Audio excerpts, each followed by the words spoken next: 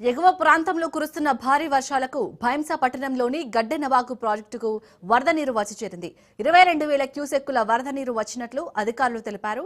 Project పూర్తి స్థాయి నీటి మట్టం 358.70 మీటర్లు కాగా ప్రస్తుతం 358.7 మీటర్లు ఉంది.